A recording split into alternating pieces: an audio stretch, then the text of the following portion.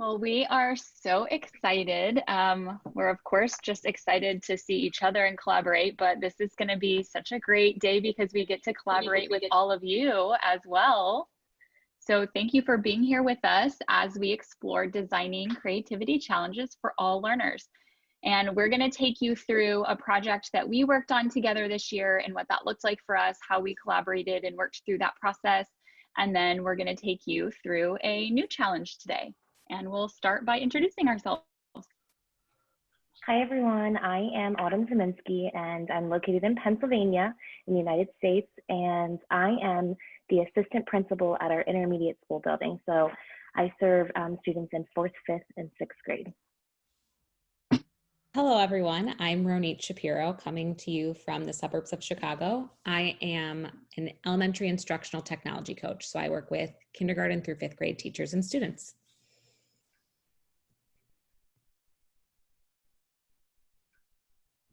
Oh, Erica, we can't hear you. Yeah, I told you. Hi, I'm Erica Moser. I live right outside of Philadelphia in Pennsylvania, and I teach elementary music as well as serve as our tech integration specialist at a small private school in the suburbs. Good morning, everybody. I am Kheila Dunkerly, and I'm the coordinator of innovation and infrastructure at Bermudian Springs School District, which is near Gettysburg, Pennsylvania, and super excited to have all of you join us this morning. And I am Morgan Cave, and I'm an instructional technology specialist in a district just north of Dallas in Texas. And I work with a team of 8, and we support 56 campuses, pre-K through 12. And I'm Jess Garrigan. Good morning, everyone, or good afternoon. I am very newly an Apple Education Leadership Specialist, and I am really focused on supporting Pennsylvania, West Virginia, and Delaware here in the United States. So we are so glad to have all of you this morning. So let's get started. So after the 6 of us all became sort of BFFs at Institute, our last Institute in 2019, our communication just kept growing. And we were texting constantly from Pennsylvania to Illinois, all the way to Morgan in Texas. We were sharing ideas and templates and photos and lots and lots of silliness, lots of weird gifs. And we really started to get to know each other on a deeper level. And then one day, ...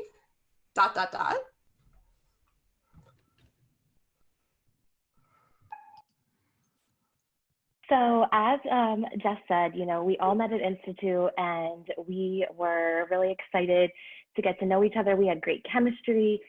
We were really proud to be class of 2019, and we went home all really empowered to utilize the ADE community to really push our buildings and our districts to grow in creative ways that maybe we just hadn't thought of before. So like Jess said, our daily texts were filled with inspiration. I did once come back to a missed text chat for maybe 30 minutes, and there were over 300 text messages that I missed. So lots of inspiration. But what we found is that we were really all working in isolation. And so we were doing these things separately. And we started having discussion about how we could collaborate together for our ADE 2019 project. And this came about because we really knew that each of us had something different to bring to the table.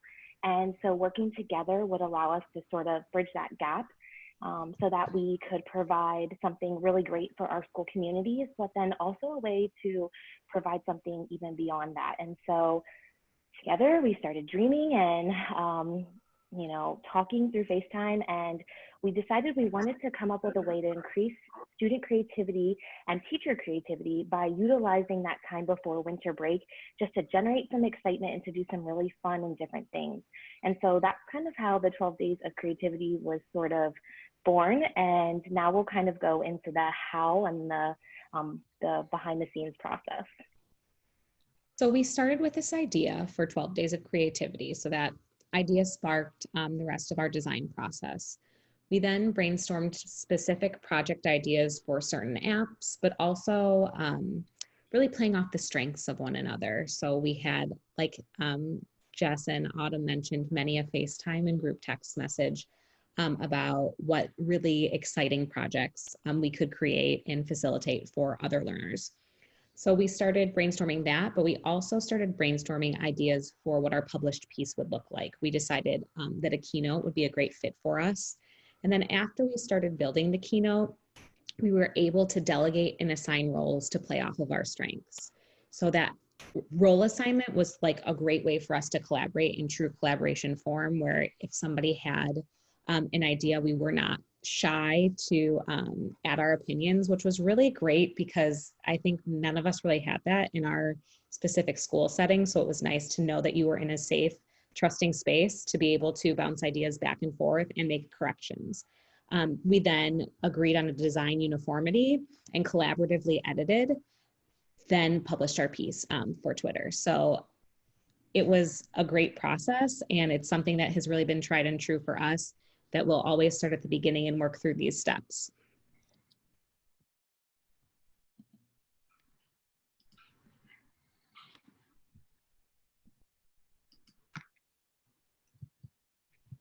I got it this time.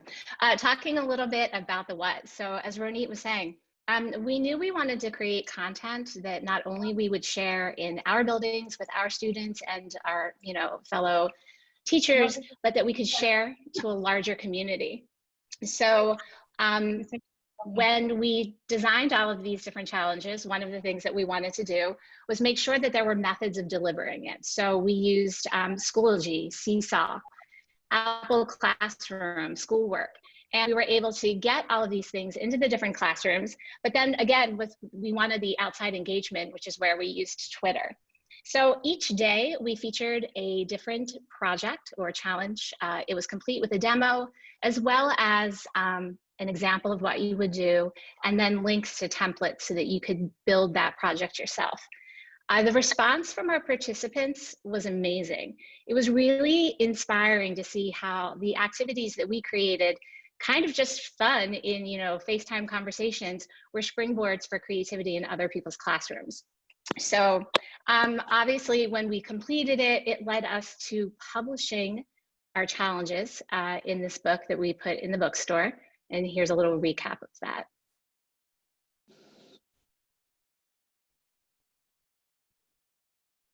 I could watch it for days. I was just thinking about that. Like every time I see that, I get super excited. And not necessarily because of what we created, but really because it helps us to think back to the process that everybody went through. So thinking about all of, teachers in our district, but then really teachers everywhere, students everywhere that came together and, shared their creations and really inspired others, which is what we wanted to see happen. So seeing that always gets me excited, and it really has brought us to where we are here today. So with our 12 Days of Creativity Back to School edition. And I mean, as we all know, we're facing so many unknowns as we start our school year this year.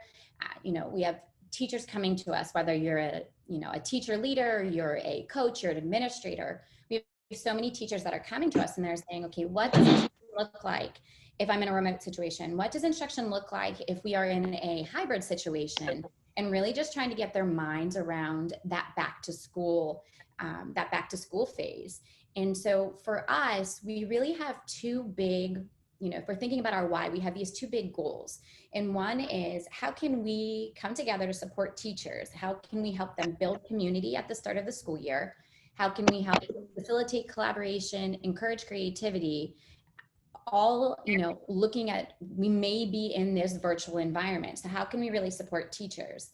And then our other goal is to really create an experience for you today, but also to give you a framework that you can take back to your teachers and that allows you to, experience collaboration in a virtual environment. It allows you to create virtually. And we all know that sometimes that can be uncomfortable. Maybe you don't know everybody, but we think about our students when they start the school year. If they're starting in a hybrid or remote situation, they might not know everybody that's on there, and knowing that there's going to be a little bit of discomfort with that.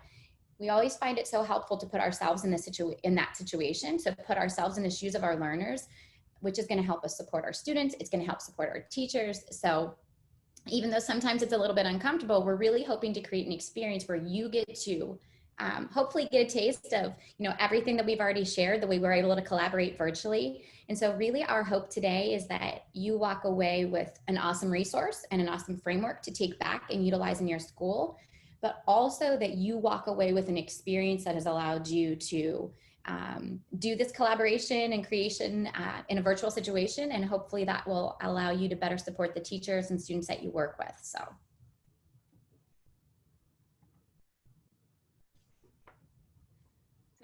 as someone mentioned before, I think it was Ronit, we all have our specific roles and strengths, and logistics is my favorite thing. So I'm so excited to get to do this slide. But how are we going to do that? So how can we replicate this with all of you? Obviously a lot more than the 6 of us and spanning across time zones.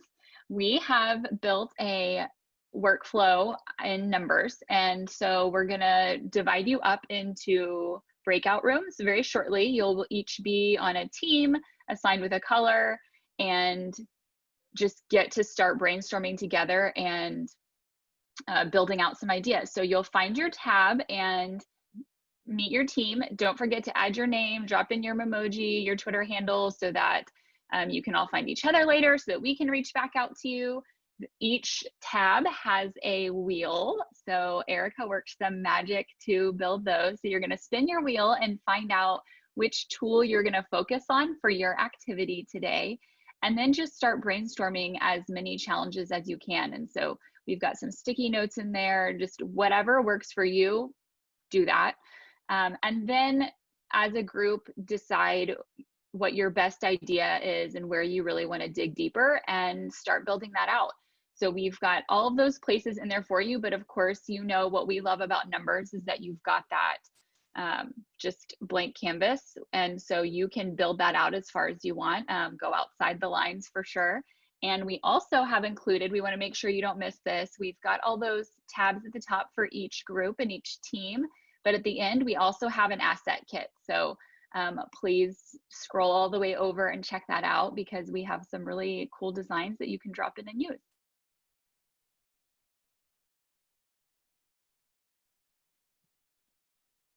So like we shared today, the big what. So we are so excited because our goal today was really to invite the ADE community to join us in creating this next iteration or this next phase of 12 Days of Creativity.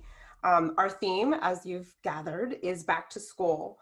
So we want to really challenge you today to join us in creating some more challenges that are specific for back to school. And like Kheila talked about, think about what are the types of challenges that your teachers are going to need to build relationship, introduce new tools and skills, and just like blast the beginning of the school year with creativity. Know that you might not be finished with this challenge today.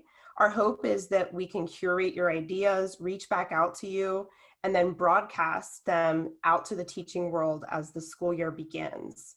We're not quite sure yet of kind of what format that's going to take or how big this could get, but knowing the ADE community, this could get pretty big. So in a few minutes, you are going to join a breakout room. You can start by introducing yourself, spinning that wheel that Morgan just told you about, and then you're going to have a full 30 minutes today to fully bake one great super idea. Then we'll return after the 30 minutes and we're going to share out your ideas. We're going to have you reflect on kind of the process that you went through that kind of replicates the process that we go through as a team to create. And we'll be popping into your rooms to support. So we're going to drop the link. You can either scan the QR code with a secondary device, or I'm just going to pop the link into the chat if you'd like to just follow it directly there. So while that's spinning up, Erica is going to place you in your breakout room. You're going to see that your breakout room has a color. That color corresponds to your tab in the Numbers document, and that's where you're going to start spinning up your ideas together. Like Kheila said, like it's a little scary. Not everybody knows each other, but we invite you to really lean into this process and just get messy. As you saw, our process was super messy at the beginning. So we just want to invite you to create with us today, and then we'll come back together. So anything else, Erica, before we start breaking out? Or any other questions from the group? Yeah, I'll just quick say, I do have you assigned to breakout rooms. Full disclosure, I've never done it with this many people. So let's make sure if it doesn't work, and if you haven't ever been put into a breakout room as a student, there's always the raise your hand help button. Each one of us will also be in one of those rooms with you, just kind of to ask questions. And we're going to keep a timer so we can keep to this 30-minute creation process, but we didn't want that timer on your slide as a countdown kind of anxiety sort of thing. So if for some reason you don't land in a room right away, that was my fault, and I will put you in one. Does anyone have a question before I hit open all rooms?